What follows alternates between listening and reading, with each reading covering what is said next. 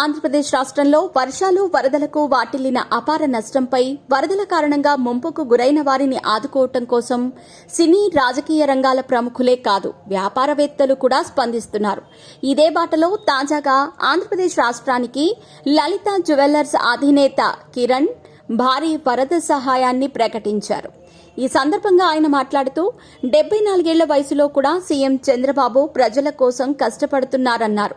డబ్బులు ఊరికే రావు, కానీ ఇలాంటి సమయంలో అందరూ ముందుకు వచ్చి సాయం చేయాల్సిన అవసరం ఉందని లలిత జ్యువెలర్స్ అధినేత కిరణ్ పేర్కొన్నారు. తాను వరద బాధితుల కోసం ₹1 కోటి విరాళం ఇస్తున్నానని ప్రకటించిన ఆయన, మనం సంపాదించిన సొమ్మును దానం చేసినప్పుడే దానికి సార్థకత దొరుకుతుందని పేర్కొన్నారు. అందరూ కూడా మీకు తోచింది సాయం చేయండి అంటూ ఆయన పిలుపునిచ్చారు. వరద బాధితుల కోసం ప్రభుత్వం శాయశక్తులా కృషి చేస్తోందని కొనియాడిన లలిత జ్యువెలర్స్ అధినేత కిరణ్, ప్రభుత్వానికి అండగా నిలబడాల్సిన సమయం ఇది అని అభిప్రాయం వ్యక్తం చేశారు. ₹10, ₹100 ఎంతైనా సరే మీ స్తోమతను బట్టి వరద బాధితుల కోసం సాయం చేసేందుకు ముందుకు రండి అని ఆయన పిలుపునిచ్చారు. ఇదిలా ఉంటే విజయవాడలో వరద సహాయక చర్యలు ముమ్మరంగా కొనసాగుతున్నాయి.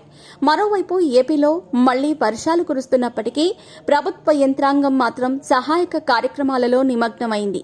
ఇక వరద ప్రభావిత ప్రాంతాలలో పర్యటిస్తున్న మంత్రులు అక్కడ ప్రజలకు కావలసిన అవసరాలను తీరుస్తూ వారికి అండగా ప్రభుత్వం ఉందని చెప్పే ప్రయత్నం చేస్తున్నారు. వరద ప్రభావిత ప్రాంతాలలోనూ జోరుగా పారిశుద్ధ్య పనులు కొనసాగుతున్నాయి.